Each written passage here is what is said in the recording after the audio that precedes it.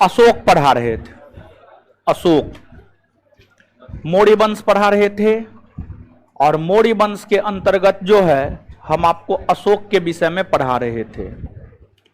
तो अशोक के विषय में जितना हम लोग जाने हैं उससे आगे आवाज दीजिए हो, हेलो, अब ठीक है, और तेज, महाराज कान खराब हो जाएगा, कान फट जाएगा आपका। शांत रहिएगा, कोई एंट्री नहीं दीजिए आप।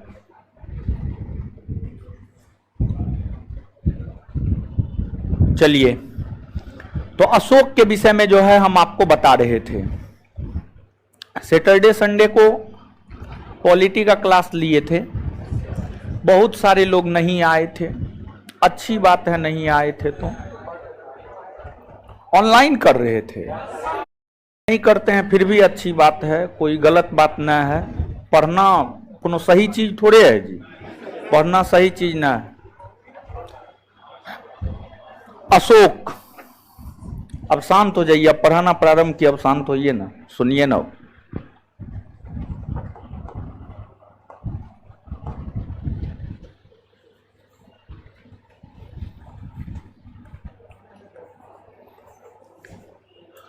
अशोक 273 बीसी से 232 बीसी, 273 बीसी से 232 बीसी, ये अशोक के शासनकाल की अवधि रही है। इस अवधि के दौरान जो है अशोक शासन किए हैं, इस अवधि के दौरान अशोक शासन किए हैं। इस अवधि के दौरान अशोक ने तमाम प्रकार के कार्य किए शासन प्रशासन को लेकर। तो महान मौर्य सम्राट अशोक के द्वारा जो तमाम प्रकार के कार्य किए गए हैं, उन्हीं सब चीजों को एक एक करके हमें जानना है। क्या दिक्कत है जी? पीछे में क्या नौटंकी बतिया रहे हैं? क्या दोनों स्टाफ बतिया रहे हैं? बैठने दीजिएगा, पढ़ने दीजिएगा विद्यार्थियों, भागिए दोनों, भागिए अंदर से। झूठ मूठ का नौटंकी बतियाता है। अरे क्या दिक्कत है? हाँ तो जल्दी कीजिए ना, 5 घंटा तक एडजस्ट कीजिएगा।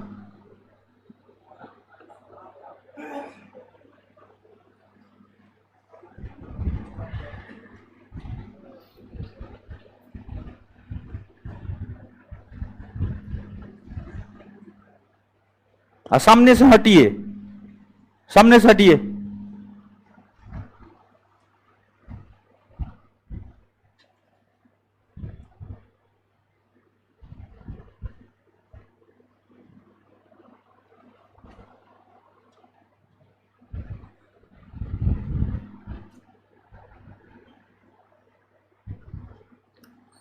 देखिए, अशोक पूरे भारत के भीतर प्रथम शासक हुआ जिन्होंने भारत का नाम वैश्विक मानचित्र पर दर्शाया। भारत का नाम वैश्विक मानचित्र पर अशोक ने दर्शाया, और अशोक की नीतियों के कारण ही भारत का नाम वैश्विक मानचित्र पर दर्ज किया गया। अशोक की नीतियों के कारण ही भारत का नाम जो है वैश्विक मानचित्र पर आया। और ऐसा नहीं है कि अशोक के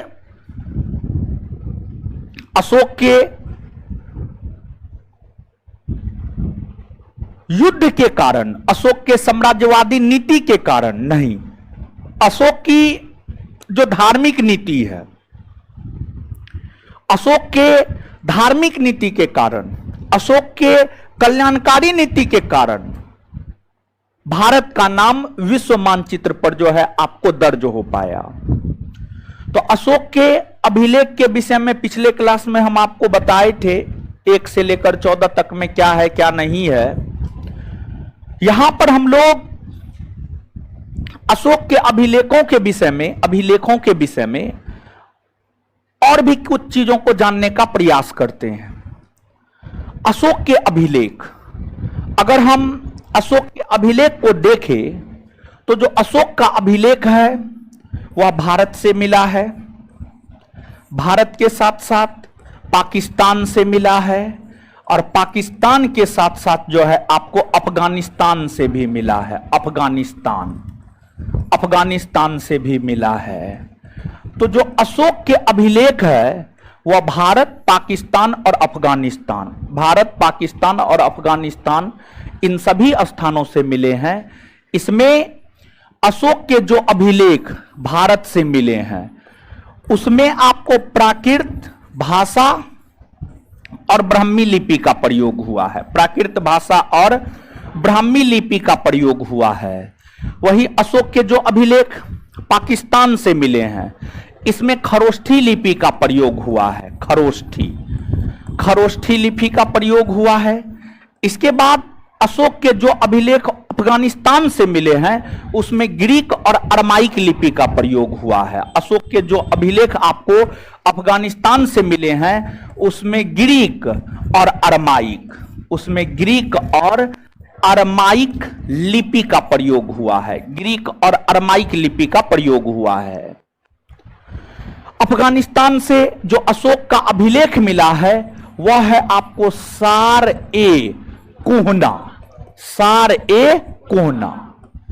तो सार ए कोहना या सार ए कुना या सार ए कंधार भी कहीं लिखा हुआ होता है। तो सार ए कोहना अभिलेख अफगानिस्तान से मिले हैं जिसमें ग्रीक और अरमाइक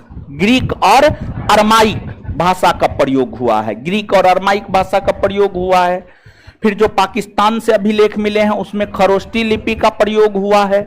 और आप याद कीजिए किसके आक्रमण से भारत में खरोष्ठी लिपि का विकास हुआ है। अगर आप एग्जैक्ट याद कर सके तो भारत में जब ईरानियों का आक्रमण हुआ, ईरानियों के आक्रमण से भारत में खरोष्ठी लिपि, अरबी लिपि, अरमाइक एक प्रकार का लिपि भी है। इन सब लिपियों का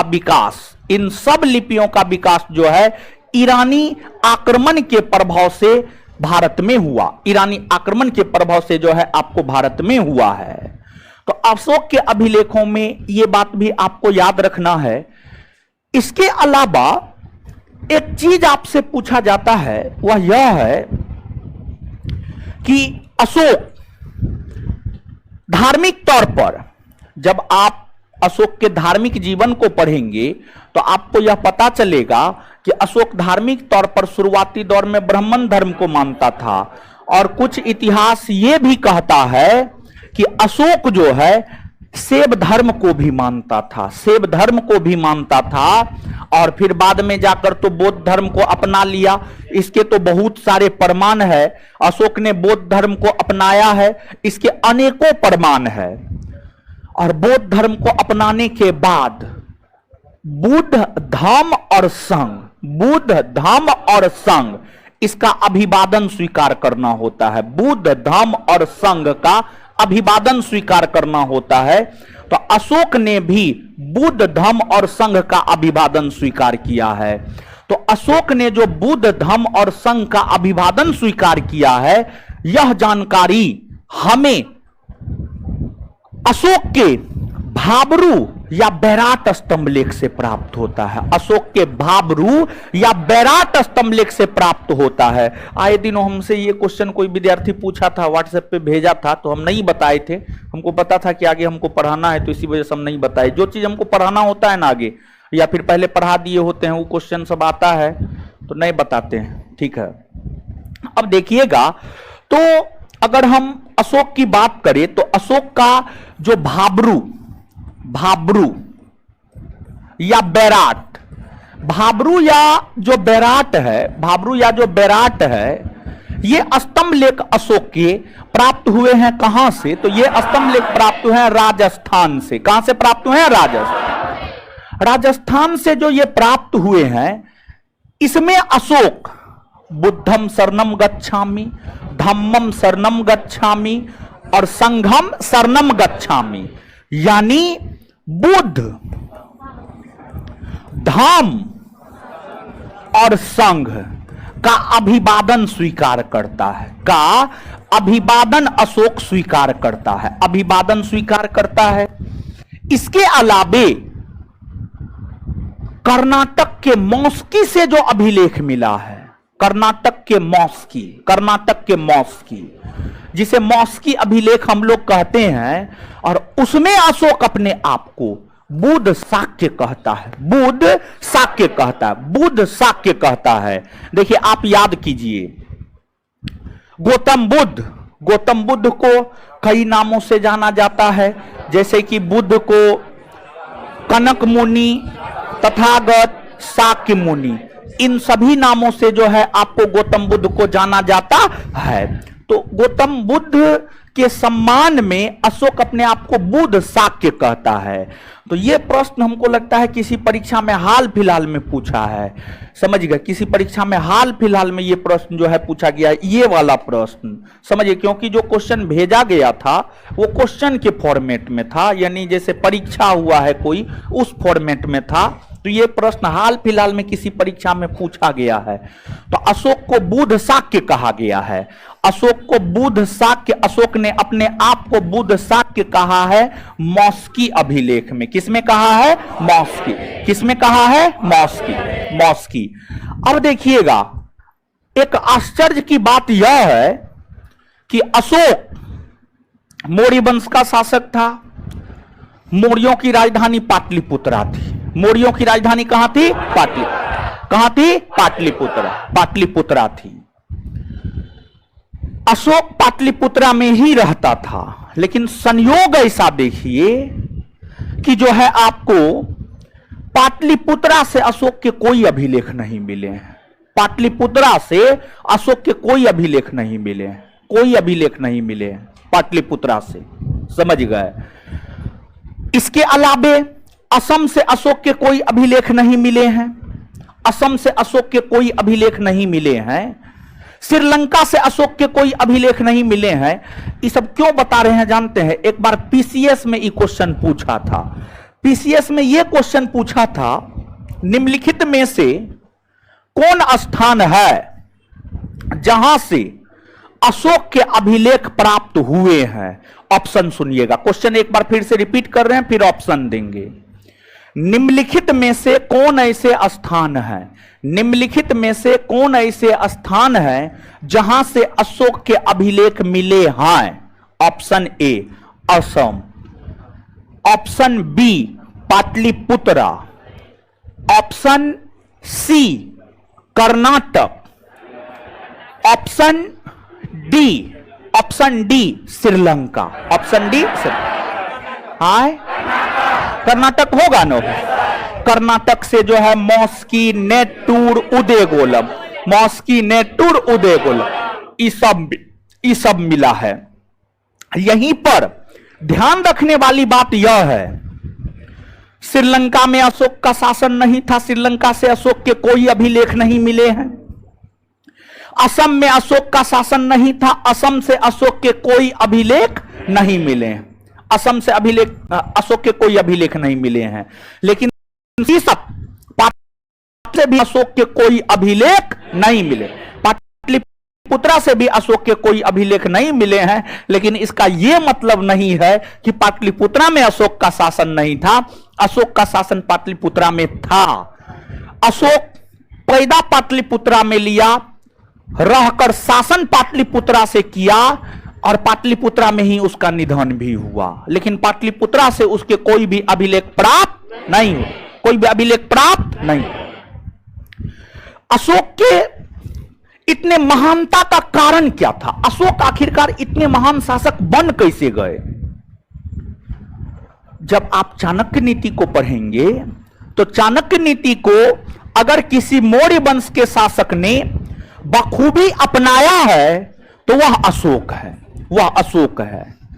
चाणक्य नीति में चाणक्य कहते हैं, या अर्थशास्त्र में चाणक्य कहते हैं कि प्रजा के सुख में राजा का सुख निहित है। और प्रजा के दुख में राजा का दुख निहित है। अशोक प्रायः जनता के संपर्क में रहता था, हमेशा हमेशा अशोक जनता के संपर्क में रहता था।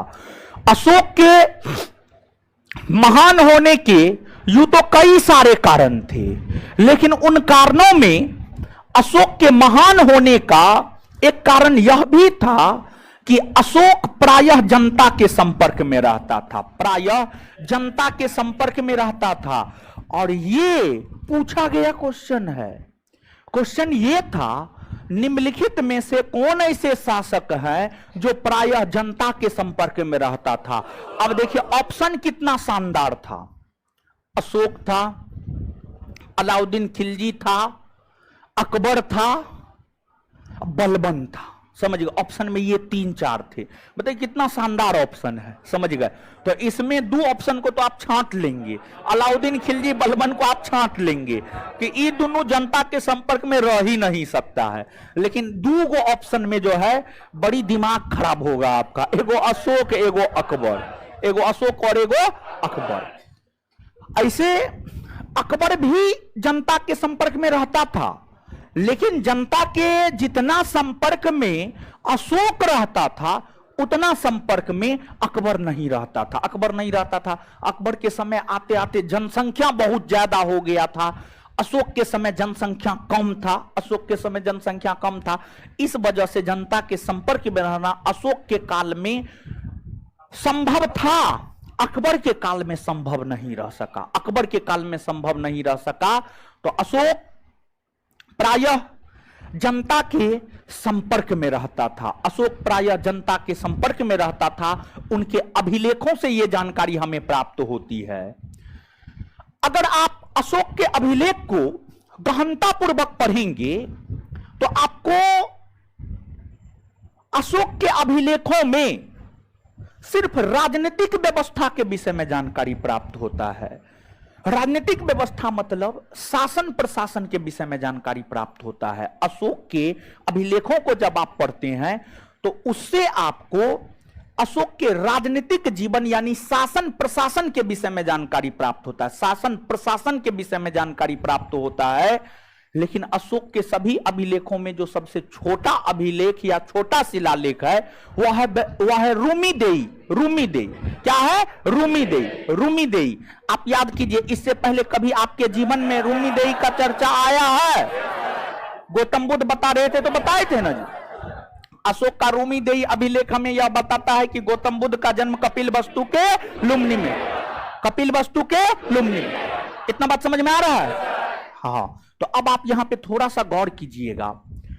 यूं तो अशोक के अभिलेखों में, अशोक के लगभग अभिलेखों में उसके राजनीतिक व्यवस्था की चर्चा है, उसके राजनीतिक व्यवस्था की चर्चा है। लेकिन अपवाद स्वरूप जो सबसे छोटा अभिलेख या शिलालेख रूमीदेई है, रूमीदेई है, ये ऐसे अभिलेख या शिलालेख है जिसमें अशोक के शासन काल के आर्थिक व्यवस्था के विषय में जानकारी प्राप्त होता है। अशोक के शासन काल के आर्थिक व्यवस्था के विषय में जानकारी प्राप्त होता है। आर्थिक व्यवस्था, आर्थिक व्यवस्था के विषय में जानकारी प्राप्त होता है। यानी इसमें अशोक कर का जिक्र करता है, कर, टैक्स, टैक्स का जिक्र करता है, टैक्स, टैक्स का जिक्र करता है। और एक बात यहां पर आप गौर कीजिएगा, जब अशोक बौद्ध धर्म को अपनाया ना, जब अशोक बौद्ध धर्म को अपनाया तो फिर अशोक धम्म यात्रा पर निकला। अशोक धम्म यात्रा पर निकला, धम्म यात्रा पर निकला। उससे पहले अशोक विहार यात्रा पर निकला करता था, विहार यात्रा पर निकला करता था। लेकिन जब अशोक बौद्ध धर्म को अपनाया तो अशोक धम्म यात्रा पर निकला। और धम्म यात्रा के क्रम में अशोक सबसे पहले बोध गया गया था, बोध गया गया था।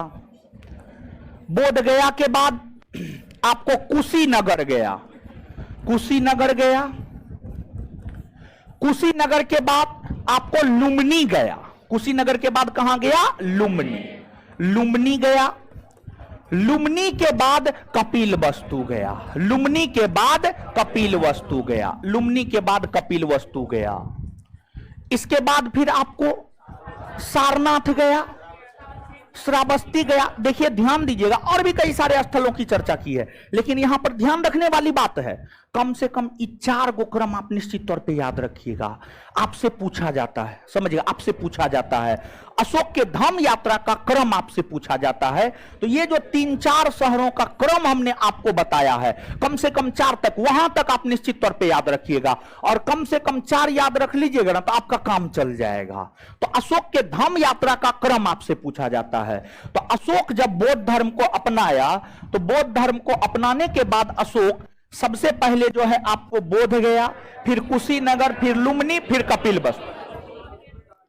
और जब अशोक लुम्नी गए थे, लुम्नी गए थे, इसी क्रम में अशोक ने यह घोषणा किया, लुम्नी जाने के क्रम में ही अशोक ने यह घोषणा किया, लुम्नी में जब अशोक थे तो अशोक ने घोषणा किया कि लुम्नी के जनता से कोई भी कर नहीं लिया जाएगा, लुम्नी के जनता से कोई भी कर नहीं लिया जाएगा।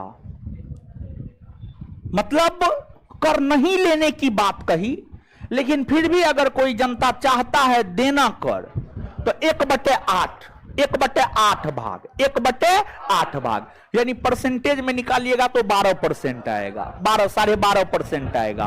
तो अगर कोई देना चाहता है तो 1/8 भाग दे दे, यानी 12.5% दे दे। लेकिन जो है लुम्नी को करमुक्त घोषित कर दिया गया। और अशोक अपने धाम यात्रा के क्रम में 2 शहर की भी स्थापना की। अशोक अपने धाम यात्रा के क्रम में 2 शहर की भी स्थापना की। और अशोक ने अपने धाम यात्रा के क्रम में जो 2 शहर को स्थापित किया था, उसमें एगो नेपाल में स्थापित किया गया था और एगो जम्मू कश्मीर में स्थापित किया गया था। जम्मू कश्मीर में स्थापित किया गया था। नेपाल में अशोक ने देवपत्तनम या ललितपत्तनम, देवपत्तनम या ललितपत्तनम, देवपत्तनम या ललितपत्तनम नामक शहर को बसाया। और फिर जम्मू कश्मीर में अशोक ने श्रीनगर नामक शहर को बसाया, श्रीनगर। तो देखिए हमने, हाँ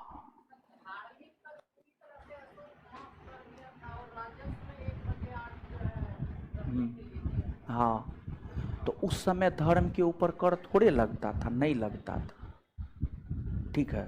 उस समय धर्म को लेकर के कर नहीं लगता था। ये तो धार्मिक तौर पर कर सब लगना प्रारंभ हुआ है। पहले सिर्फ और सिर्फ प्राचीन काल में सिर्फ और सिर्फ जो है ना आपको राजस्व लगता था, राजस्व। ये सब धार्मिक तौर पर कर की शुरुआत तब हुई जब इस्लाम का आक्रमण हुआ भारत पर। जब पहली बार जजिया इंट्रोड्यूस हुआ ना, तो इसके बाद भू राजस्व अलग और धार्मिक कर अलग। उससे पहले धर्म को लेकर के कर नहीं लगाया जाता था, समझ गए ये चीज, ठीक है। बैठिए, चलिए। तो अब देखिएगा यहां पर, तो नेपाल में देखिए क्वेश्चन बैंक जब आप देखिएगा तो कभी काल आपको क्या मिलेगा जानते हैं कि देवपत्तनम नामक शहर को स्थापित किसने किया, और कभी काल मिलेगा ललितपत्तनम नामक शहर को किसने स्थापित किया, समझ गए। तो दोनों एक ही बात है, देवपत्तनम कहिए या ललितपत्तनम कहिए, दोनों एक ही बात है, समझिए। दोनों क्या है, आपको एक ही बात है, समझ गए। तो अशोक अपने धम्म यात्रा के क्रम में जो है इन शहरों को भी स्थापित किया। और एक चीज देखिए, ध्यान दीजिएगा, अशोक जब बौद्ध धर्म को अपना लिया ना, तो फिर युद्ध का कोई, आपको युद्ध करने का कोई उन्होंने निर्णय नहीं किया। बौद्ध धर्म को अपनाने के बाद, बौद्ध धर्म को अपनाने के बाद अशोक ने कोई भी युद्ध नहीं किया, कोई भी युद्ध नहीं किया। और कई सारे इतिहासकार ऐसे हैं जो अशोक पर आरोप लगाते हैं कि मौर्य साम्राज्य के पतन में अशोक की धार्मिक नीति का भी योगदान है, अशोक के धार्मिक नीति का भी योगदान है। आगे चल करके जब आप मौर्य साम्राज्य के पतन को पढ़ेंगे तो वहां पर आपको यह चीज हम बताएंगे। अशोक की अगर हम बात करें तो अशोक के आपको धम्म यात्रा के अलावा अशोक के एक और शिलालेख की यहां पर हम आपके साथ चर्चा करते हैं। वो शिलालेख आपको कौशाम्बी या प्रयाग है, कौशाम्बी या प्रयाग, कौशाम्बी या प्रयाग। जो कौशाम्बी या प्रयाग शिलालेख है, इसे रानी का अभिलेख कहा जाता है, इसे रानी का अभिलेख कहा जाता है। और इसे रानी का अभिलेख इसलिए कहा जाता है क्योंकि इसमें अशोक की 5 पत्नियों में से जो सबसे दयालु पत्नी कारुबाकी थी, कारुबाकी के द्वारा जो दान दिया जाता था, कारुबाकी के द्वारा जो दान दिया जाता था, उस बात की चर्चा, कारुबाकी के द्वारा जो दान दिया जाता था उसकी चर्चा आपको कौशाम्बी या प्रयाग शिलालेख में है, जिस कारण इसे रानी का अभिलेख भी कहा जाता है, रानी का अभिलेख भी कहा जाता है। एक चीज यहां पर और आप जानिए कि अशोक भले ही बौद्ध धर्म को अपना लिया हो, लेकिन ऐसा नहीं था कि अशोक अन्य धर्मों को संरक्षण नहीं प्रदान किया, अन्य धर्मों को भी संरक्षण प्रदान किया। और अशोक हिंदू धर्म में भी अपना आस्था व्यक्त किया। कैसे हम कह सकते हैं कि अशोक हिंदू धर्म में भी अपना आस्था व्यक्त किया? इस रूप में हम कह सकते हैं कि अशोक ने अपने आप को देवनाम प्रियदर्शी कहा, यानी देवता का प्यारा कहा, देवता का प्यारा कहा। तो देवनाम प्रियदर्शी जो अशोक अपने अभिलेख में कहता है, यह इस बात को इंगित करता है कहीं ना कहीं अशोक अपने आप को हिंदू देवी देवता से जोड़ करके रखा था, भले ही वो बौद्ध धर्म अपना लिया हो, उससे कोई दिक्कत नहीं है। इसके अलावे अशोक दूसरे धर्मों को भी संरक्षण दिया। यह इस आधार पर कहा जा सकता है क्योंकि अशोक के जो पिता थे, अशोक के पिता कौन थे? तो अशोक के पिता थे आपको बिंदुसार। कौन थे आपको? बिंदुसार। और बिंदुसार के धर्म के विषय में अगर आप पढ़ेंगे तो आपको यह पता चलेगा कि बिंदुसार जो है आजीवक संप्रदाय को मानता था। कौन संप्रदाय को मानता था? आजीवक। कौन संप्रदाय? आजीवक संप्रदाय। आजीवक संप्रदाय को मानता था। अब आजीवक संप्रदाय को बिंदुसार मानता था, इसी कारण अशोक अपने पिता के सम्मान में आजीवक संप्रदाय के संतों के रहने हेतु, आजीवक संप्रदाय के संतों के रहने हेतु 4 गुफा का निर्माण करवाया था। और कहां पर 4 गुफा का निर्माण करवाया? बराबर की पहाड़ी में। कहां पर? बराबर की पहाड़ी में। बिहार के भीतर बराबर की पहाड़ी में, बराबर की पहाड़ी में 4 गुफा का निर्माण करवाया। बराबर की पहाड़ी में 4 गुफा का निर्माण करवाया। विश्व झोपड़ी, कर्ण चौपार, सुदामा, लोमस ऋषि। विश्व झोपड़ी, कर्ण चौपार, सुदामा, लोमस ऋषि, ये 4 गुफा का निर्माण अशोक करवाया। अगर आप इस चीज को समझिएगा, अगर अशोक मान लिया जाए कि दूसरे धर्म को संरक्षण नहीं देता, तो क्या अशोक ये 4 गुफा का निर्माण करवाया होता? नहीं। तो इस 4 गुफा का निर्माण आजीवक संप्रदाय के संतों के रहने हेतु करवाया, जो इस बात को इंगित करता है कि अशोक भले ही बौद्ध धर्म को अपना लिया हो, लेकिन इसके बावजूद अशोक ने धर्मों को संरक्षण देने का काम किया। कई धर्मों को संरक्षण देने का जो है आपको अशोक ने काम किया। ये चीज है। शासन प्रशासन करते हुए अंततः जो है अशोक का निधन 232 ईस्वी पूर्व में हो गया। 232 ईस्वी पूर्व में अशोक का निधन हो गया। 232 ईस्वी पूर्व में अशोक का निधन पाटलिपुत्रा में हुआ। पाटलिपुत्रा में हुआ। अशोक के निधन होने के बाद अशोक का उत्तराधिकारी उसका पुत्र कुणाल बना। अशोक का उत्तराधिकारी उसका पुत्र कौन बना? कुणाल। कुणाल अशोक का उत्तराधिकारी बना, लेकिन कुणाल का कोई खास योगदान मौर्य प्रशासन में नहीं रहा। कुणाल के बाद उत्तराधिकारी आपको दशरथ बना। कुणाल के बाद उत्तराधिकारी आपको दशरथ बना। दशरथ अशोक का पौत्र था, यानी पोता था। अगर हम दशरथ की बात करें तो जो दशरथ हुए ये आपको अशोक की भांति देवनाम प्रियदर्शी उपाधि धारण किया। देवनाम प्रियदर्शी नामक उपाधि धारण किया। और अशोक की भांति ही इन्होंने, अशोक की भांति ही इन्होंने नागा अर्जुनी पहाड़ी में, नागा अर्जुनी पहाड़ी में, नागा अर्जुनी पहाड़ी में जो है आपको आजीवकों के रहने हेतु, आजीवकों के रहने हेतु, आजीवकों के रहने हेतु गुफाओं का निर्माण करवाया। आजीवकों के रहने हेतु गुफाओं का निर्माण करवाया। अर्थात जिस प्रकार से अशोक देवनाम प्रियदर्शी की उपाधि धारण किया और आजीवक संप्रदाय के संतों के लिए गुफाओं का निर्माण करवाया आश्रय गृह के रूप में। उसी प्रकार से दशरथ भी देवनाम प्रियदर्शी की उपाधि धारण किया और आजीवक संप्रदाय के संतों के रहने हेतु जो है आपको गुफाओं का निर्माण करवाया, गुफाओं का निर्माण करवाया। तो ये चीज है आपको। फिर दशरथ के बाद और भी कई सारे शासक बने, लेकिन उनका कोई खास महत्व तो नहीं है।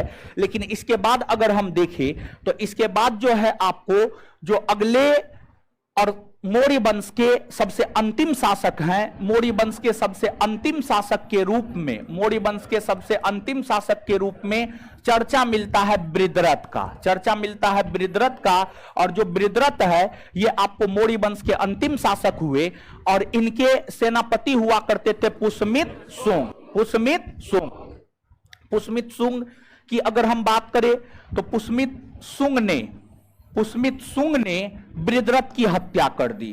पुष्यमित्र शुंग ने बृहद्रथ की हत्या कर दी और मौर्य वंश के स्थान पर एक नए राजवंश शुंग वंश के शासन की नींव डाली, शुंग वंश के शासन की नींव डाली। इस प्रकार से मौर्यों का शासन जो 322 ईस्वी पूर्व में शुरू हुआ था वह 185 ईस्वी पूर्व में जाकर के समाप्त हो गया, 185 ईस्वी पूर्व में जाकर समाप्त हो गया।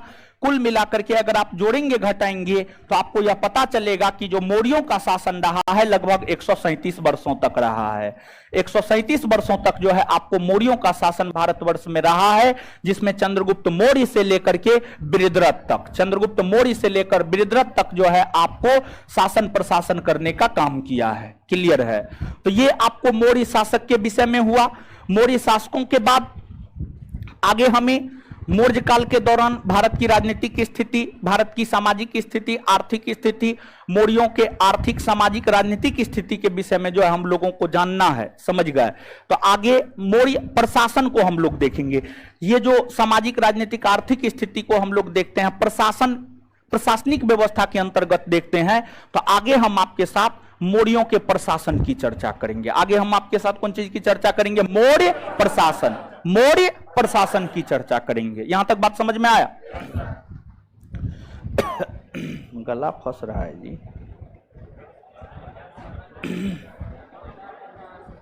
हाय, क्या हुआ? क्या बोल रहे हैं?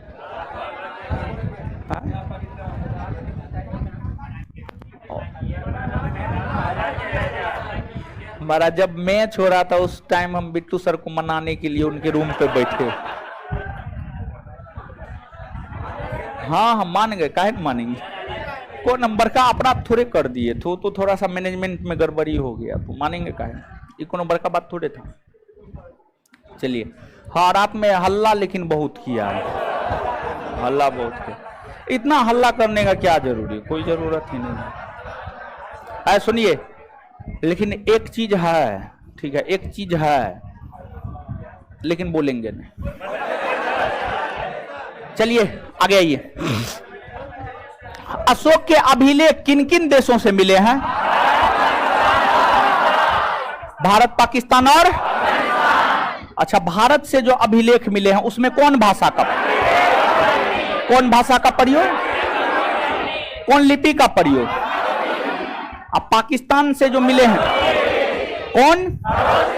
अच्छा, किस आक्रमण से भारत में खरोष्टी लिपि का, अरबी, अरमाइक, खरोष्टी लिपि का विकास किसके आक्रमण से? किसके आक्रमण से? अफगानिस्तान से कौन से अभिलेख मिले? उसमें कौन भाषा का प्रयोग? ग्रीक और अच्छा, किस अभिलेख में या किस शिलालेख में अशोक बुद्ध, धम्म और संघ का अभिवादन करता हुआ नहीं?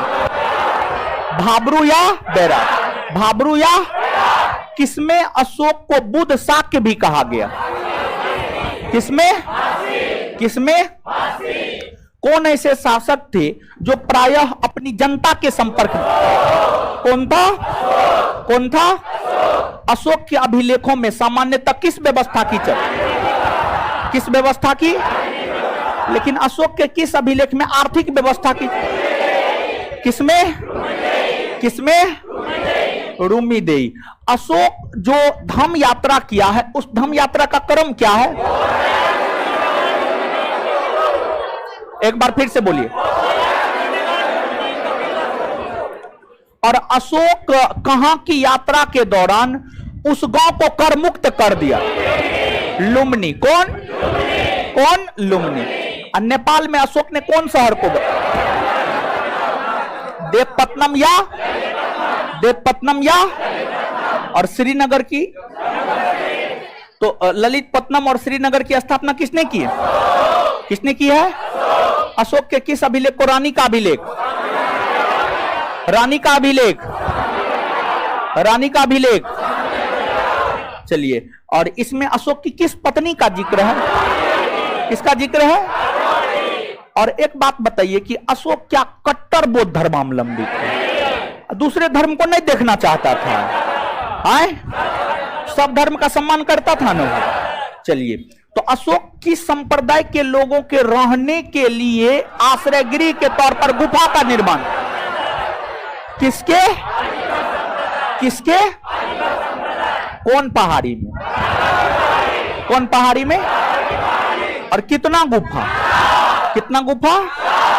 और इसके बाद जो है शासन प्रशासन करते हुए अशोक का निधन कब हुआ? कब हुआ है? कहां हुआ? कहां हुआ है? अशोक का उत्तराधिकारी कौन बना? अशोक का उत्तराधिकारी और कौन ऐसे शासक हुए जो अशोक के तरह ही देवनाम प्रियदर्शी की उपाधि धारण किया और आजीविकों के रहने हेतु गुफा का निर्माण कौन किया है? और आजीविकों के रहने हेतु गुफा का निर्माण दशरथ ने कहां करवाया है? कहां करवाया है? मौर्य वंश के अंतिम शासक कौन है? अंतिम शासक। और बृहद्रथ की हत्या किसने कर दी? पुष्यमित। पुष्यमित शुंग ने कर दी। और मौर्य वंश के स्थान पर कौन वंश के शासन? कौन वंश? मौर्यों का शासन कितने वर्षों तक? कितने वर्षों तक रहा? कितने वर्षों तक रहा है? हाँ, सो रहे हैं जी? सो तो रहे ही थे आप। पानी है? पानी है? पानी? पानी ना है? थोड़ा पानी भेजिएगा तो। है कोई स्टाफ है जी? देखिए तो।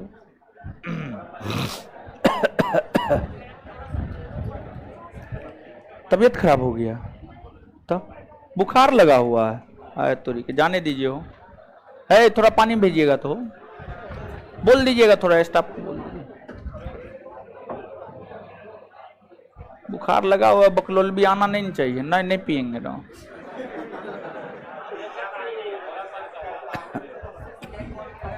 चलिए, अब हल्ला नहीं। देखिए, मौर्य प्रशासन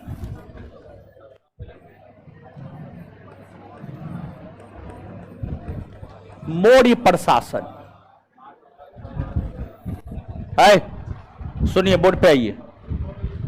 मौर्य प्रशासन है। ठंडा पानी नहीं ना है जी? ठंडा है? बात तो ठंडा है तो पी करके क्या फायदा? कोई फायदा है? छोड़ दी। मौर्य प्रशासन, ठीक है, गौर कीजिएगा। मौर्य प्रशासन,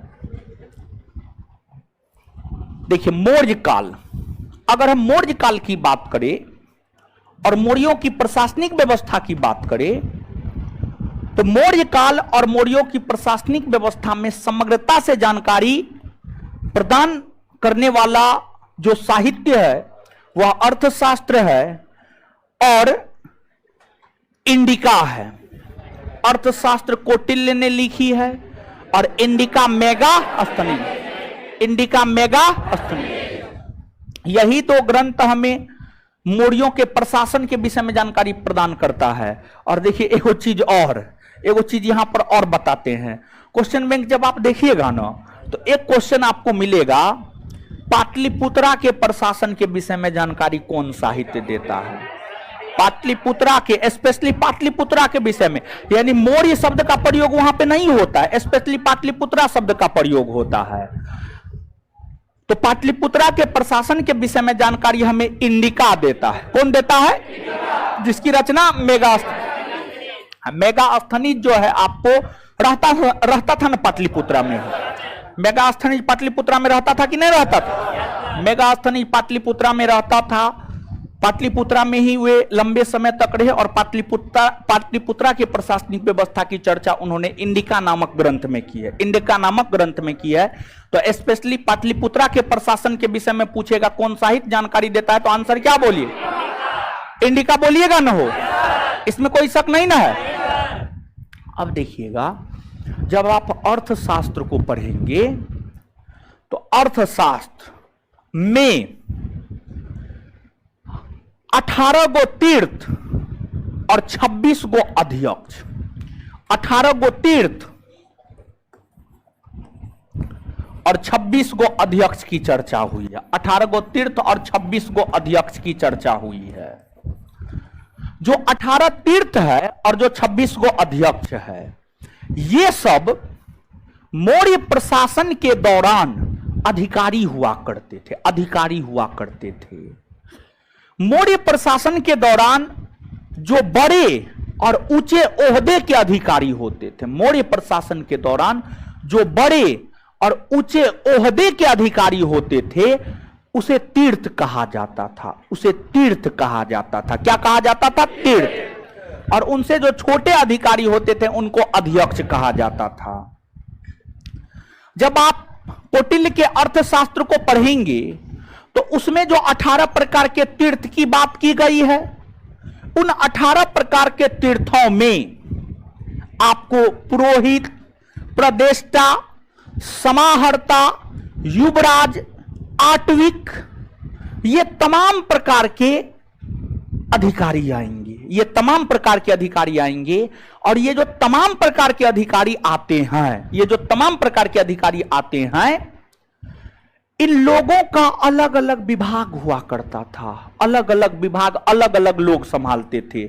जैसे कि आज के डेट में कैबिनेट मंत्री है ना, हो कैबिनेट मंत्री है, रक्षा विभाग का अलग कैबिनेट मंत्री है, वित्त विभाग का अलग कैबिनेट मंत्री है, फिर जो है आपको कृषि विभाग का अलग कैबिनेट मंत्री है, अलग अलग विभाग का अलग अलग कैबिनेट मंत्री है ना हो। उसी प्रकार से जो आपको तीर्थ था, जो 18 गो तीर्थ था, उनका अलग अलग विभाग हुआ करता था। जैसे आप समझिएगा, पुरोहित धर्म और दान विभाग का प्रधान था। धर्म और दान विभाग का प्रधान था। पुरोहित तय करता था कि धर्म को लेकर क्या करना है, क्या नहीं करना है, दान देना है, नहीं देना है, किसको दान देना है, किसको दान नहीं देना है, कौन सा धार्मिक आयोजन होगा, कौन सा धार्मिक आयोजन नहीं होगा। फिर आपको युवराज, राजा के जो उत्तराधिकारी होते थे राजा के जो उत्तराधिकारी होते थे उसको युवराज कहा जाता था। कहिएगा किसी को चाय भेज देने के लिए, थोड़ा सा बोलिएगा चाय भेज देने के लिए, ठीक है। गला पता नहीं काहे फंस रहा था, ये भी तो ठंडे पानी है। चाय बोल दीजिएगा, बोल दीजिएगा, स्टाफ को चाय भेज देगा, ठीक है। सुनिएगा, अब हल्ला नहीं।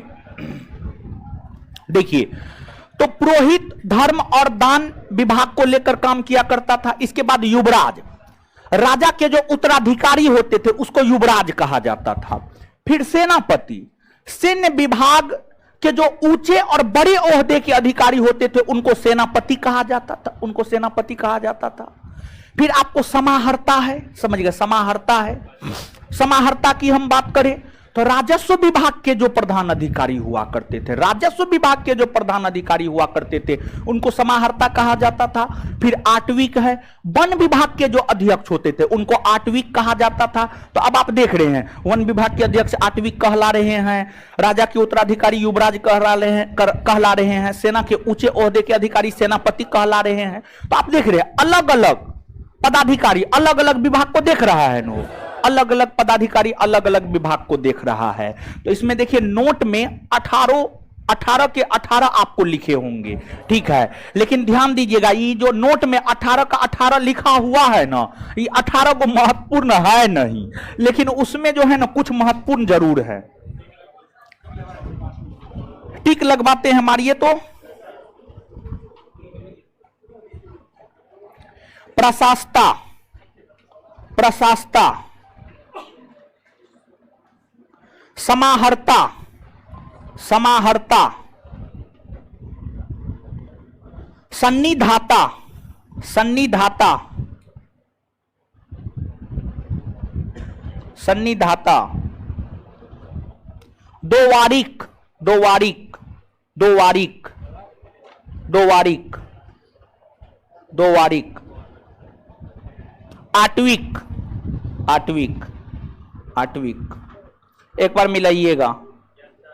प्रशास्ता, समाहर्ता, सन्निधाता, प्रदेष्टा में भी मारिए। प्रदेष्टा, प्रदेष्टा, प्रदेष्टा, प्रदेष्टा, प्रदेष्टा। कर्मांतिक, कर्मांतिक, कर्मांतिक, कर्मांतिक, कर्मांतिक, कर्मांतिक। दोवारिक, दोवारिक।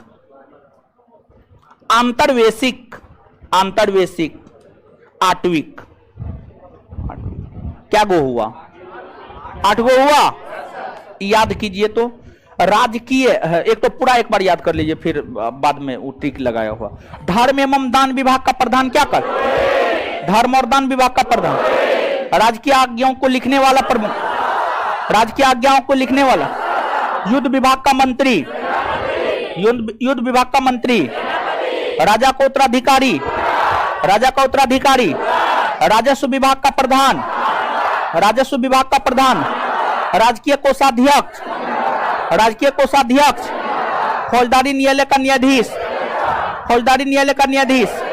सेना का संचालक अथवा नगर, सेना का संचालक अथवा उद्योगों एवं कारखानाओं का प्रधान, उद्योगों एवं कारखानाओं का प्रधान। सेना का सामान एकत्र करने वाला, सेना का सामान एकत्र करने वाला। दीवानी न्यायालय का प्रमुख न्यायाधीश, दीवानी न्यायालय का प्रमुख न्यायाधीश, दीवानी न्यायालय का प्रमुख न्यायाधीश। नगर के प्रमुख अधिकारी या नगर के प्रमुख अधिकारी। राजकीय दुर्ग रक्षकों का अध्यक्ष, राजकीय दुर्ग रक्षकों का अध्यक्ष। सीमावर्ती दुर्गों का रक्षक, सीमावर्ती दुर्गों का रक्षक। राजकीय द्वार रक्षक, राजकीय द्वार रक्षक। सम्राट की अंगरक्षक सेना का अधिकारी, सम्राट की अंगरक्षक सेना। मंत्री परिषद का अध्यक्ष, मंत्री परिषद का अध्यक्ष। वन विभाग का अधिकारी। चलिए अब आइए। राजकीय आज्ञाओं को लिखने वाला, राजकीय आज्ञाओं को लिखने वाला। राजस्व विभाग का प्रधान, राजस्व विभाग का प्रधान। राजकीय कोषाध्यक्ष, राजकीय कोषाध्यक्ष। फौजदारी न्यायालय का न्यायाधीश, फौजदारी न्यायालय का न्यायाधीश, फौजदारी न्यायालय का न्यायाधीश। उद्योगों एवं कारखानाओं का प्रधान, उद्योगों एवं कारखानाओं, उद्योगों एवं कारखानाओं का प्रधान। आगे आंतरवेशिक, सम्राट की अंगरक्षक सेना का अधिकारी। आंतरवेशिक, आंतरवेशिक। आट्विक, आट्विक। अब 26 गो जो अध्यक्ष था उसमें 5 गो 6 गो 7 गो महत्वपूर्ण है, वही हम यहां पे आपको लिख दिए हैं। तो ये अध्यक्ष जो है ना सब याद रख लीजिएगा।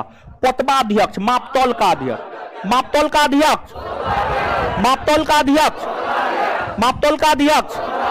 वाणिज्य विभाग का अध्यक्ष, वाणिज्य विभाग का अध्यक्ष। बुचरखाने का अध्यक्ष, बुचरखाने का अध्यक्ष। शराब एवं मदिरा का अध्यक्ष, शराब एवं मदिरा का अध्यक्ष। टकसाल का अध्यक्ष, टकसाल का अध्यक्ष।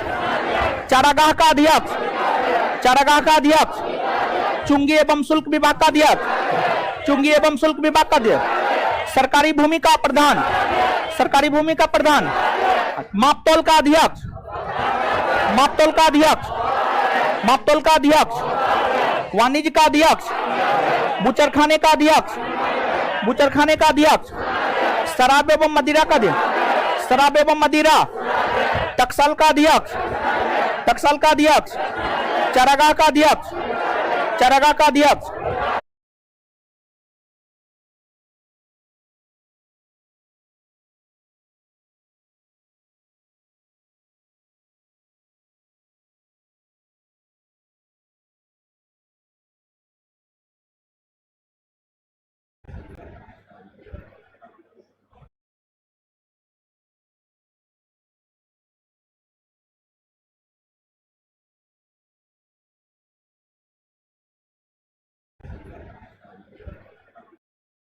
प्रदेष्टा, प्रदेष्टा, प्रमुख न्यायाधीश, दीवानी न्यायालय का प्रमुख न्यायाधीश, नगर के प्रमुख अधिकारी या नगर के प्रमुख अधिकारी, राजकीय दुर्ग रक्षकों का अध्यक्ष, राजकीय दुर्ग रक्षकों का अध्यक्ष,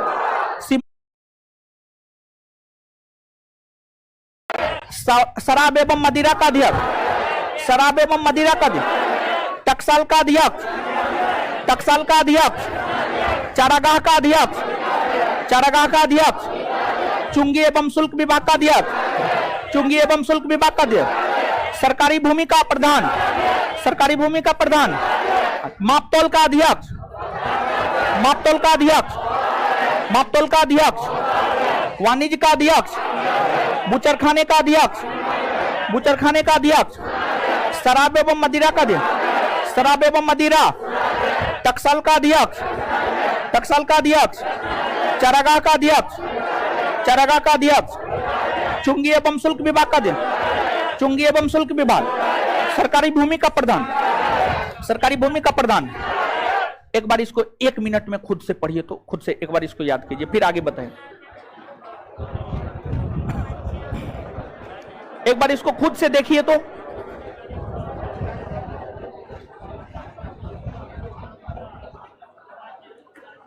दीजिए, इसको हटाइए, पढ़िए तो जल्दी।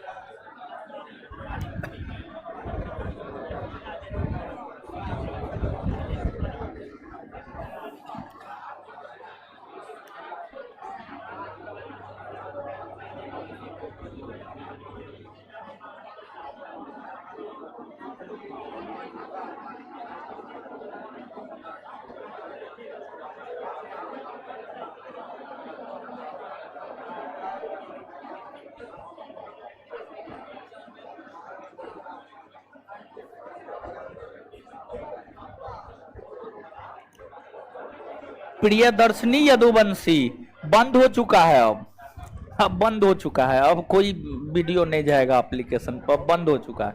अब बहुत हुआ, इतना दिन डेमो जाता है जी, बताइए इतना दिन कोई मास्टर डेमो देगा?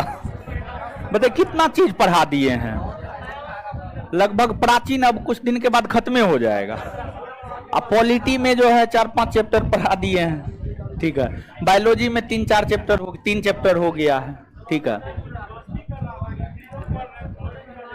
चलिए अब सुनिए, अब सुनिए, अब आगे आते हैं। जानते हैं, ध्यान दीजिएगा, यहां से ये जो 2 को याद करवाए हैं ना, अभी यहां से जब क्वेश्चन आता है ना, विद्यार्थी 100% गलती करके आता है, समझ गए? तो यहां पे आपको तो क्या हो गया आज गला को?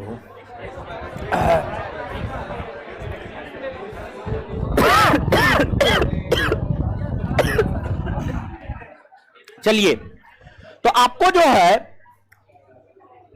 है इन दोनों को आप निश्चित तौर पे याद रखिएगा।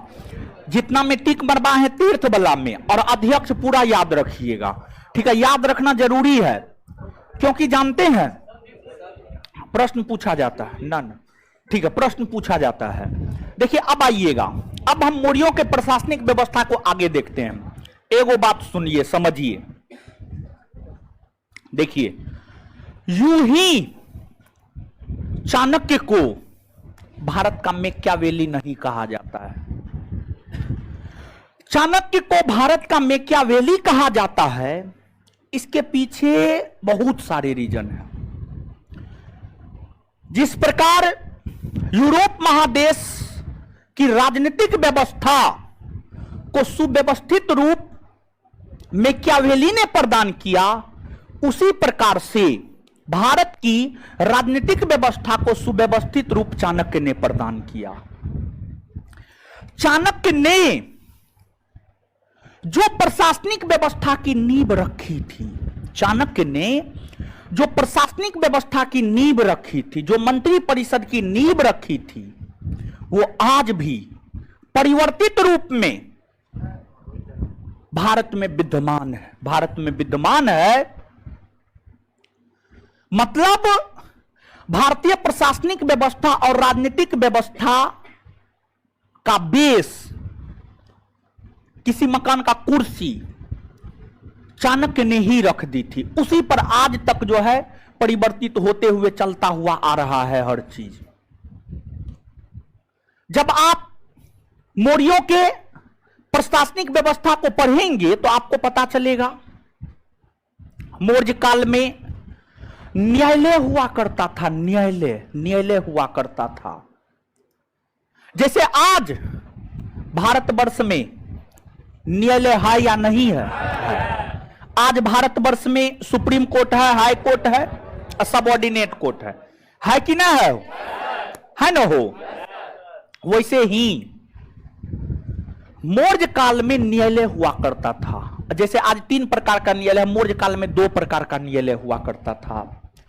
मौर्य काल में जो 2 प्रकार का न्यायालय हुआ करता था, 2 प्रकार का न्यायालय हुआ करता था, एक था आपको धर्म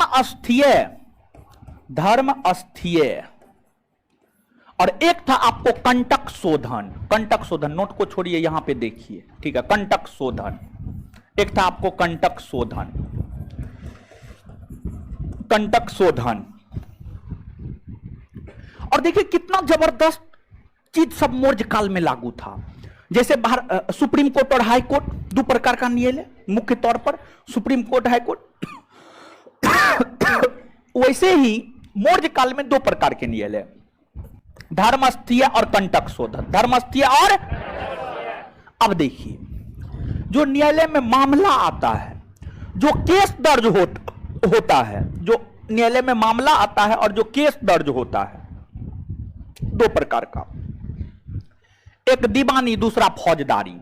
एक दीवानी और दूसरा फौजदारी। दीवानी न्यायालय में दीवानी मामला, फौजदारी में फौजदारी। मतलब दीवानी मामला क्या है, फौजदारी मामला क्या है? दीवानी मामला रुपया पैसा वाला मामला, विवाह तलाक वाला मामला, धर्म वाला मामला, दीवानी मामला। फिर मारपीट वाला मामला, किसी का मर्डर हो गया, फौजदारी हो गया, वो फौजदारी हो गया।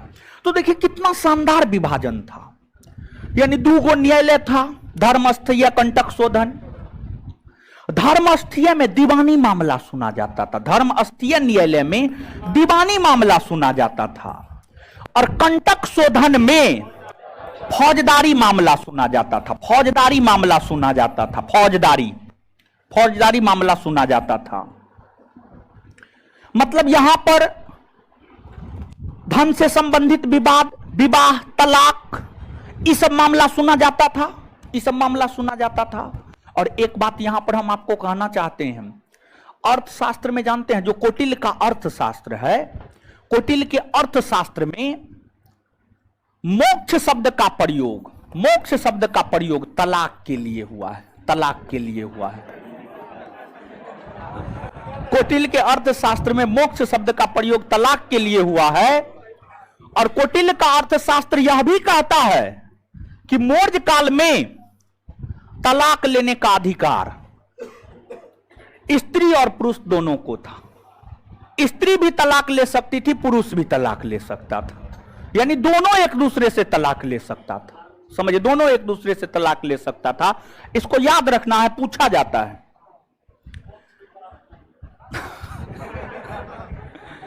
अब इसके अलावे अब देखिएगा, अभी तुरंत हम आपको बताएं, फौजदारी मामलों के जो प्रधान हुआ करते थे उसको प्रदेष्टा, और अब देखिए, जो न्यायालय में मामला आता है, जो केस दर्ज होता है, जो न्यायालय में मामला आता है और जो केस दर्ज होता है, दो प्रकार का, एक दीवानी, दूसरा फौजदारी।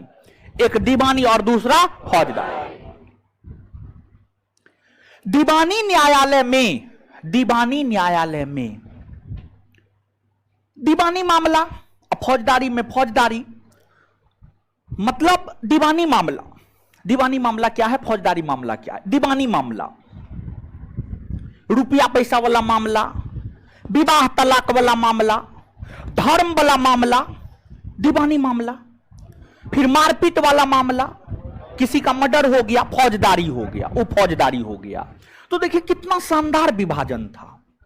यानी दो न्यायालय था, धर्मस्थीय, कंटक शोधन।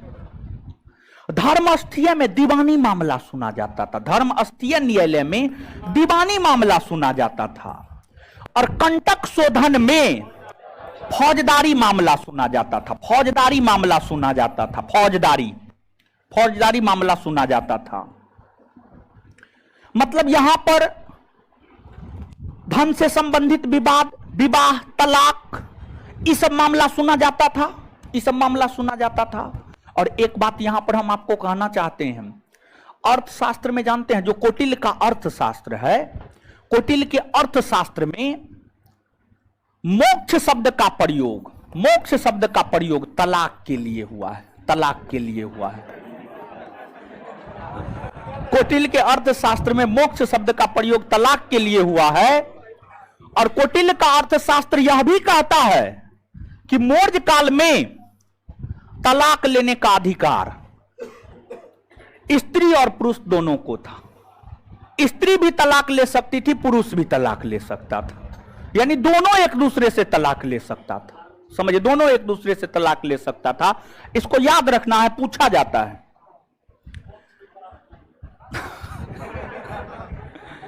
अब इसके अलावे अब देखिएगा, अभी तुरंत हम आपको बताएं, फौजदारी मामलों के जो प्रधान हुआ करते थे उसको प्रदेष्टा, और फिर व्यवहारिक मामलों सॉरी जो दीवानी मामलों के प्रधान हुआ करते थे उसे व्यवहारिक। जैसे सुप्रीम कोर्ट के भीतर मुख्य न्यायाधीश है, अन्य न्यायाधीश है। सुप्रीम कोर्ट के भीतर मुख्य न्यायाधीश है, अन्य न्यायाधीश है। मुख्य न्यायाधीश को मुख्य न्यायाधीश, अन्य न्यायाधीश को अन्य न्यायाधीश कहते हैं। उसी प्रकार से यहां पर एक चीज और समझिएगा, जो दीवानी मामलों के न्यायाधीश होते थे उन्हें व्यवहारिक कहा जाता था। क्या कहा जाता था? व्यवहारिक कहा जाता था। और जो फौजदारी मामलों के न्यायाधीश होते थे उन्हें प्रदेष्टा कहा जाता था। क्या कहा जाता था? प्रदेष्टा। क्या कहा जाता था? प्रदेष्टा। अब आगे सुनिएगा, आज की जो हमारी प्रशासनिक व्यवस्था है, आज की हमारी प्रशासनिक व्यवस्था के अंतर्गत जो न्याय व्यवस्था है, आज की न्याय व्यवस्था को आप थोड़ा सा समझिएगा। अगर हम आज के न्याय व्यवस्था को देखें तो जो आज का न्याय व्यवस्था है, 3 प्रकार के न्यायालय है। सबसे ऊपर में सुप्रीम कोर्ट है, फिर हाई कोर्ट है, और फिर आपको सबऑर्डिनेट कोर्ट है। सबऑर्डिनेट कोर्ट ने जो निर्णय दिया है उसके खिलाफ अपील आप हाई कोर्ट में कर सकते हैं। हाई कोर्ट ने जो निर्णय दिया है उसके खिलाफ अपील सुप्रीम कोर्ट में कर सकते हैं। और सुप्रीम कोर्ट जो कह दिया वह सर्वमान्य है। तो अब क्या होता था सुनिएगा। मान लिया जाए मौर्य काल में क्या होता था। मौर्य काल में धर्मस्थीय न्यायालय ने जो निर्णय दे दिया, या कंटक शोधन न्यायालय ने जो निर्णय दे दिया, धर्मस्थीय न्यायालय या कंटक शोधन न्यायालय ने जो निर्णय दे दिया, वह निर्णय ऐसा नहीं था कि सर्वमान्य होगा, ना, ऐसा नहीं था। वह निर्णय सर्वमान्य होगा ऐसा नहीं था। उस निर्णय के खिलाफ अपील किया जा सकता था। कहां किया जा सकता था? तो उस निर्णय के खिलाफ अपील राजा के पास किया जाता था। कहां किया जाता था? राजा के। कहां? राजा। और राजा जो निर्णय करता था वह सर्वमान्य था।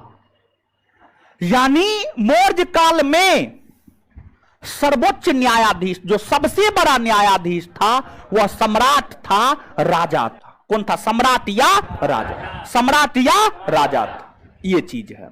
जैसे आज के डेट में सुप्रीम कोर्ट का निर्णय सर्वमान्य है, आपको मानना होगा। उनके निर्णय के खिलाफ आप अपील कर सकते हैं। उनके निर्णय के खिलाफ आप पुनर्विचार याचिका डाल सकते हैं। पुनर्विचार याचिका डाल सकते हैं कि फिर से विचार किया जाए, लेकिन उनके निर्णय के खिलाफ अपील नहीं किया जा सकता है, किसी न्यायालय में नहीं किया जा सकता है। हम बात न्यायालय की कर रहे हैं, हम न्यायालय की बात कर रहे हैं, गौर कीजिएगा। और सुप्रीम कोर्ट के भी निर्णय के खिलाफ आप राष्ट्रपति के पास नहीं जा सकते हैं, राज्यपाल के पास नहीं जा सकते हैं। जा सकते हैं, राष्ट्रपति राज्यपाल के पास जा सकते हैं, लेकिन न्यायालय के संदर्भ में हम आपसे बात कर रहे हैं। तो आप देखिए कितनी जबरदस्त न्यायिक व्यवस्था थी उस समय की। इसके बाद आप जब मौर्यों के सामाजिक व्यवस्था को पढ़ेंगे, यानी मौर्य काल में समाज में क्या प्रचलित था, क्या प्रचलित नहीं था, महिलाओं की क्या स्थिति थी। मौर्य काल में अगर हम महिलाओं की बात करें तो मौर्य काल में महिलाओं की स्थिति अच्छी थी। महिलाओं की स्थिति अच्छी थी, बेहतर स्थिति में महिला थी। मौर्य काल में ऋग्वेदिक काल के अनुरूप ही महिलाओं को काफी स्वतंत्रता थी। आप याद कीजिए, महिलाओं को स्वतंत्रता ऋग्वेदिक काल में था ना हो। आप फिर उत्तर वैदिक काल में स्थिति में गिरावट आया ना हो। तो महिलाओं की स्थिति कभी अच्छी कभी गिरावट दर्ज की गई। लेकिन अगर हम मौर्य काल की बात करें तो मौर्य काल में महिलाओं की स्थिति अच्छी थी। इस काल में भी महिलाएं स्वतंत्रता पूर्वक जीवन जी सकती थी, वेश्यावृत्ति कर सकती थी, और अगर उनको विवाह नहीं करना है तो वह विवाह नहीं करेगी। ये तमाम प्रकार के अधिकार महिलाओं को प्राप्त था। और महिलाओं के शोषण की जो सबसे बड़ी प्रथा सती प्रथा है, सती प्रथा का प्रचलन इस समय नहीं हुआ करता था। सती प्रथा का प्रचलन इस समय मौर्य काल में सती प्रथा का प्रचलन नहीं था। अगर मौर्य काल में सती प्रथा का प्रचलन होता, अगर मौर्य काल में सती प्रथा का प्रचलन होता तो अशोक के इतने सारे अभिलेख मिले हैं, कहीं ना कहीं किसी न किसी अभिलेख में किसी न किसी रूप में सती प्रथा की चर्चा होती या नहीं होती। बात हाय होती ना हो। किसी मौर्य अभिलेख में आप सती प्रथा के विषय में पढ़े हैं? नहीं पढ़े।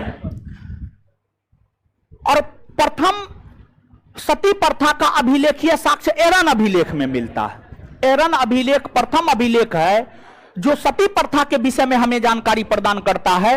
और एरन अभिलेख गुप्त काल का है। कौन काल का है? गुप्त। मौर्यों के बाद ही ना गुप्त शासन किया है जी। मौर्यों के बाद जो है शुंग, कण्व, सातवाहन, कुषाण, फिर गुप्त। समझ गए? यानी लंबे अवधि के बाद गुप्तों का शासन हुआ है। और गुप्तों के एरन अभिलेख में, एरन जो है ना एक जगह का नाम है, मध्य प्रदेश में है। एरन एक जगह का नाम है, मध्य प्रदेश में है। एरन एक जगह का नाम है, मध्य प्रदेश में है। वहां से एक अभिलेख मिले हैं जिसे एरन अभिलेख कहा जाता है। और एरन अभिलेख ही पहला अभिलेखीय साक्ष्य है जो किसी के सती होने को प्रमाणित करता है। किसी के सती होने को प्रमाणित करता है। आप इस चीज को याद रखिएगा। तो मौर्य काल में सती प्रथा का प्रचलन नहीं था। इस समय महिलाएं, इस समय वेश्यावृत्ति की प्रथा का प्रचलन था। वेश्यावृत्ति की प्रथा का प्रचलन था। दास प्रथा का भी प्रचलन था। दास मतलब गुलाम। गुलाम, महिला पुरुष दोनों को दास बनाया जाता था, दोनों को गुलाम बनाया जाता था। इस समय कुछ महिलाएं कौटिल्य के अर्थशास्त्र के अनुसार, कौटिल्य अपने अर्थशास्त्र में लिखते हैं कि मौर्य काल में कुछ महिलाएं ऐसी होती थी जो अपने घर से बाहर नहीं निकलती थी, जो अपने घर से बाहर नहीं निकलती थी, जिसको अनिष्कासिनी कहा गया। और कौटिल्य अपने अर्थशास्त्र में यहां तक लिखते हैं कि महिलाएं मौर्य काल की कुछ ऐसी थी जो सूर्य तक को अपना दर्शन नहीं देती थी, यानी सूर्य तक का दर्शन नहीं करती थी, घर में रहती थी, समझे, घर में रहती थी। ऐसा कौटिल्य अपने अर्थशास्त्र में लिखते हैं, लेकिन ऐसा थोड़े है, ऐसा पॉसिबल है जी, पॉसिबल है। यानी अब इस संदर्भ में कह रहे हैं, अरे कौटिल्य इस संदर्भ में कह रहे हैं कि जब सूर्योदय होता है, जब सूर्योदय होता है उस टाइम के विषय में कह रहे हैं। बिना सूर्य के प्रकाश का आपका शरीर कभी अच्छा हो ही नहीं सकता है। विटामिन डी मिलता है ना, सूर्य के प्रकाश से विटामिन डी नहीं मिलता, मिलता है ना, मिलता है, समझ गया। खैर उस समय विटामिन डी सब थोड़े था, नहीं था ये सब चीज, याद रखिएगा, अरे याद रखने वाला चीज है बकलोल, समझ गए। देखिए, हाँ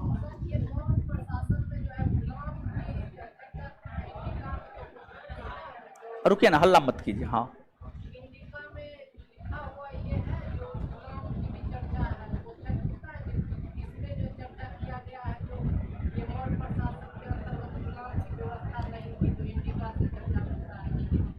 दास पर था, दास पर था, गुलाम पर था, और नहीं था इंडिका में। देखिए जो इंडिका है ना, जो इंडिका आज विद्यमान है वह अपने वास्तविक स्वरूप में नहीं है, ठीक है। जो वास्तविक इंडिका था, ठीक है आप बोल रहे हैं, ठीक है, कहां क्वेश्चन लेते आइएगा, हम देखेंगे, ठीक है। हाँ चलिए ठीक है, इंडिका नहीं था तो अर्थशास्त्र है ना हो, और मौर्यों के विषय में जानकारी सिर्फ इंडिका से मिलता है, नहीं ना मिलता है, दास प्रथा का प्रचलन था, ठीक है। तो क्वेश्चन लेते आइएगा, हम आपके क्वेश्चन को एग्जैक्ट देख करके तब आपको आंसर बताएंगे, ठीक है। क्योंकि देखिए विद्यार्थी जो है ना, जैसे मुंह से क्वेश्चन करता है तो उसका अर्थ कुछ और होता है, और जब क्वेश्चन देखते हैं लेकर के आता है, देखते हैं ये तो कुछ और कह रहा है, ठीक है। तो आप लेते आइएगा, देखेंगे, उसके बाद बताएंगे। अब सुनिएगा, तो मौर्य काल में अर्थशास्त्र यह लिखता है, मौर्य काल में अर्थशास्त्र यह लिखता है, कुछ महिलाएं घर से बाहर नहीं निकलती थी, जिसको अनिष्कासिनी कहा गया, जिसको अनिष्कासिनी कहा गया। फिर वेश्यावृत्ति का प्रचलन था, स्वतंत्रता पूर्वक जीवन यापन, स्वतंत्रता पूर्वक वेश्यावृत्ति अपनाने वाली महिलाएं रूपा जीवा कहलाती थी, रूपा जीवा कहलाती थी, रूपा जीवा। जैसे कि आप जाएंगे वैदिक काल में जाएंगे तो जो वेश्यावृत्ति करने वाली महिला थी उसे अमाजू कहा जाता था, जबकि मौर्य काल में उसे रूपा जीवा, क्या कहा जाता था, रूपा जीवा, रूपा जीवा। और वेश्यावृत्ति को राज्य के द्वारा संरक्षण दिया जाता था। वेश्यावृत्ति उस समय में मान्यता प्राप्त एक धंधा हुआ करता था, और उसको राज्य के द्वारा जो है, समझिए, राज्य के द्वारा उसको संरक्षण दिया जाता था, समझ गए। और वेश्यालय की जो प्रधान हुआ करती थी उसको गणिकाध्यक्ष कहा जाता था, वेश्यालय की प्रधान को गणिकाध्यक्ष कहा जाता था, गणिकाध्यक्ष कहा जाता था। तो ये तमाम प्रकार की बातें हैं। इसके अलावे आपको यूरोपीय इतिहासकार, यूनानी इतिहासकार यहां तक कहते हैं, यूरोपीय इतिहासकार, यूनानी इतिहासकार यहां तक कहते हैं कि मौर्यों के पास एक विशाल सेना थी, बहुत बड़ी सेना थी, उसकी सेना में लाखों की संख्या में सैनिक हुआ करते थे। तो मौर्यों की सैन्य व्यवस्था भी काफी परिपक्व अवस्था में थी, काफी परिपक्व अवस्था में थी। जैसे आज हमारी सेना 3 भागों में बटी हुई है, मौर्य काल में भी हमारी सेना 3 भागों में बटी हुई थी। इसके अलावे मौर्यों की गुप्तचर व्यवस्था भी काफी शानदार थी, और चाणक्य गुप्तचरी भी किया करता था, गुप्तचरी करवाया भी करता था, और जिससे गुप्तचरी करवाया करता था उसके पीछे भी गुप्तचर भेज देता था, उसके पीछे भी गुप्तचर भेज देता था। चाणक्य ऐसे ही घनानंद के साम्राज्य को नष्ट थोड़ी कर दिया, घनानंद के साम्राज्य को नष्ट करना आसान काम थोड़ी था जी। जिस घनानंद की सेना के डर से विश्व विजेता सिकंदर की सेना घबरा गया, उस सेना को पराजित करना दाल भात चोखा था? नहीं, दाल भात चोखा नहीं था। चाणक्य अपने गुप्तचरी से घनानंद की सेना को खोखला कर दिया, कमजोर बना दिया। घनानंद की सेना को खोखला बना दिया, कमजोर बना दिया। और जब लगा कि घनानंद का साम्राज्य खोखला हो चुका है, जर्जर हो चुका है, तब चाणक्य आक्रमण किया। समझे? चाणक्य चंद्रगुप्त मौर्य की मदद से आक्रमण किया। तो गुप्तचरी की भी काफी अच्छी समझ थी चाणक्य में। तो मौर्य काल में पहली बार गुप्तचरी व्यवस्था का भी प्रचलन देखने को मिलता है। देखिए, ध्यान दीजिएगा, पहली बार न्यायिक व्यवस्था भी स्पष्ट तौर पर मौर्य काल में ही देखने को मिला है। इससे पहले राजा न्याय करता था, न्यायालय सब नहीं था, न्यायालय सब नहीं था, राजा न्याय करता था। इससे पहले गुप्तचरी व्यवस्था का कोई प्रमाण नहीं मिलता है। पहली बार न्यायिक व्यवस्था हो, न्यायालय की व्यवस्था हो, गुप्तचरी व्यवस्था हो, ये सब मौर्य काल में ही देखने को मिलता है। लेकिन अगर हम सैन्य व्यवस्था की बात करें तो सैन्य व्यवस्था की शुरुआत हर्यक वंश से ही हो चुकी थी। सैन्य व्यवस्था की शुरुआत हर्यक वंश से ही हो चुकी थी। लेकिन न्यायालय की व्यवस्था, गुप्तचरी व्यवस्था, इस सब का पहला प्रमाण जो है आपको मौर्य साम्राज्य में मिलता है। कहां मिलता है? काफी अच्छा क्वेश्चन है अपने आप में। थोड़ा सा कॉमन सेंस लगाइएगा आप। थोड़ा दिमाग काम कर रहा है, दिमाग काम कर रहा है तो हम क्या बोल रहे हैं समझ रहे हैं? हाँ, तो नीचे से एक लाइन लिखिएगा तो आप समझ रहे हैं। तो नीचे से एक लाइन लिखिएगा।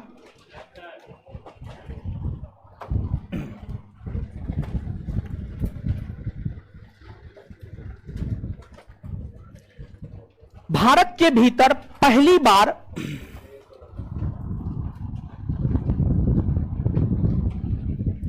भारत के भीतर पहली बार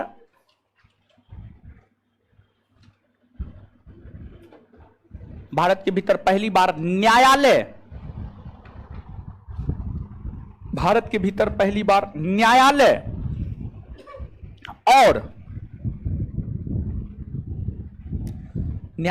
और गुप्तचर व्यवस्था का प्रमाण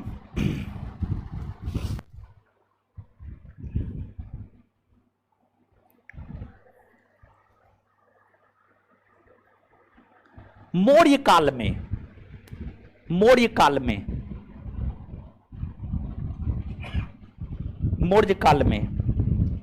देखने को मिलता है।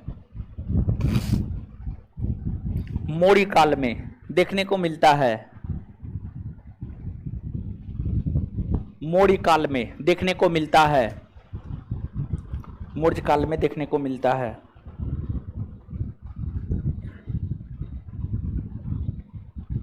चलिए, और देखिए, गुप्तचरी भी जो होता था दो रूप में होता था, आप सभी लोग जानते होंगे। एक तो गुप्तचर विभाग को महामात्य सर्प कहा जाता था, उसके प्रमुख अधिकारी को सर्प महामात्य कहा जाता था। विभाग को महामात्य सर्प और प्रधान अधिकारी को सर्प महामात्य कहा जाता था। और दो प्रकार से गुप्तचरी होता था, एक आपको संचार और एक आपको संस्था। समझ गए? तो गुप्तचर दो प्रकार के होते थे, एक आपको संचार और दूसरा आपको संस्था। समझ गए? तो एक आपको संस्था हो गया और दूसरा आपको संचार हो गया। संचार हो गया तो संस्था किसे कहा जाता था? वैसे गुप्तचर जो एक जगह रहकर गुप्तचरी करता था, एक जगह रहकर गुप्तचरी करता था, उसको संस्था। और जो अलग अलग जगह जाकर गुप्तचरी किया करता था उसको संचार कहा जाता था। उसको क्या कहा जाता था? संचार कहा जाता था। समझ गए? संचार कहा जाता था। तो ये तमाम प्रकार की बातें हैं, आपको याद रखनी है। तो अब आइए, जितना बताए हैं उतना चीज को याद करते हैं, फिर आगे बढ़ेंगे। ठीक है?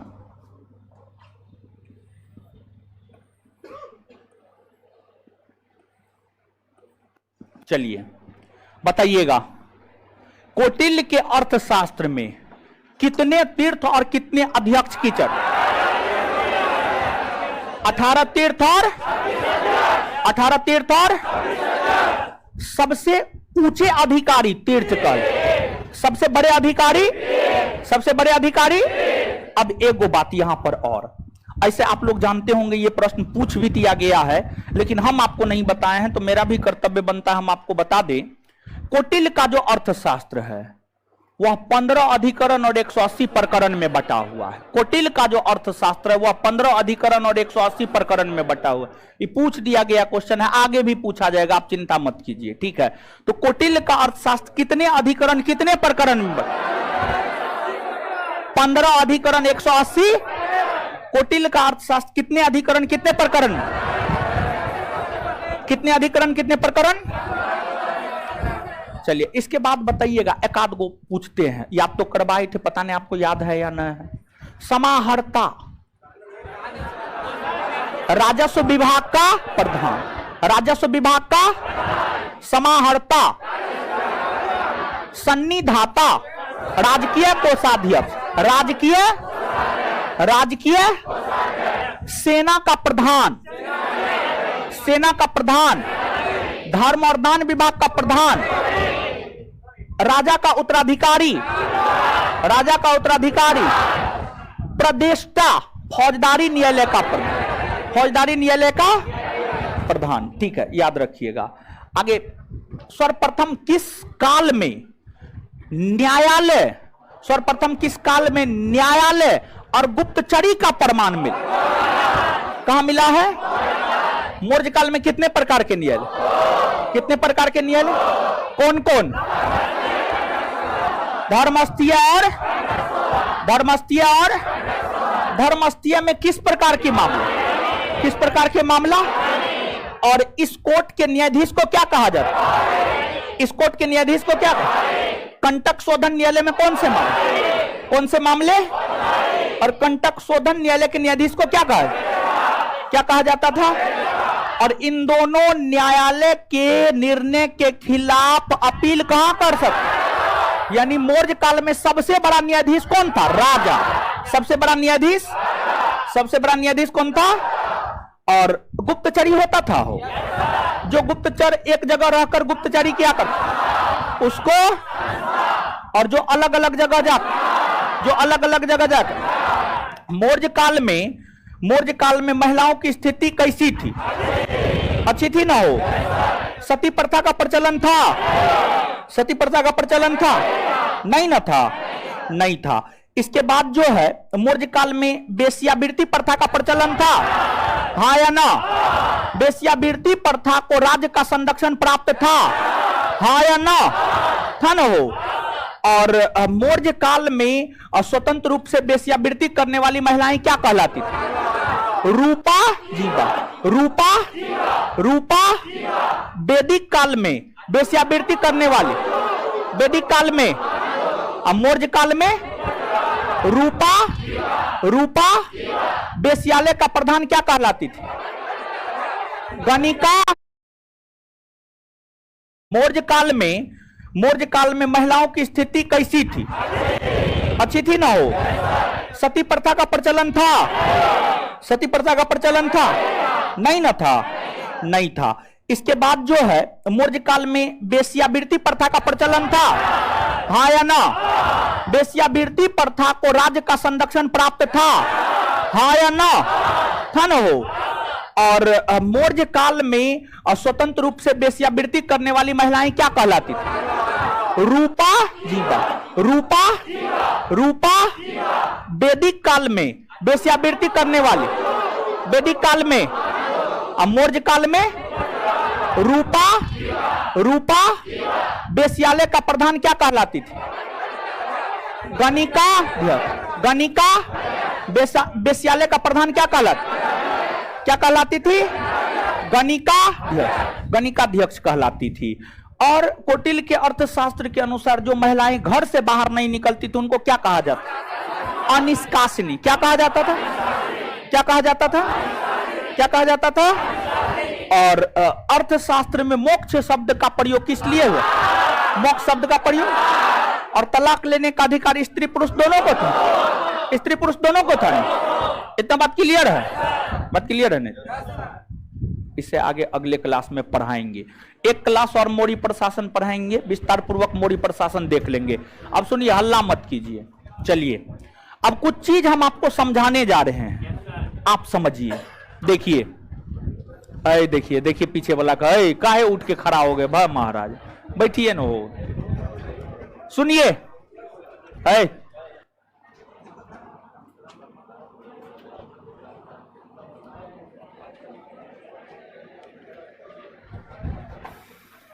देखिए, है सुनिए ना, आप लोग शांत नहीं होइएगा तो हम बोलबे नहीं करेंगे। जैसे जैसे आपके बैच में हम 2 सब्जेक्ट लेके चल रहे हैं ना, कौन कौन? हिस्ट्री और हम अपने विषय में बात कर रहे हैं, ठीक है। तो दोनों सब्जेक्ट का घटना चक्र आप लोग खरीदे कि नहीं खरीदे? खरीदे हैं ना? जो सब्जेक्ट जैसे जैसे पढ़ा रहे हैं उससे क्वेश्चन बनाते हैं कि नहीं बनाते? अब हम हमेशा कहेंगे नहीं, उसका क्वेश्चन आप देखते रहिए, बनाते रहिए, ठीक है। पहली बात ये। और दूसरी बात ये है कि पिछले दिनों जो है आप ही के बैच में तो हम बुलाए थे, बुलाए नहीं थे, वो तो खुद दे आया था, ठीक है। टॉपर टेस्ट पे कितना जोर दिया था?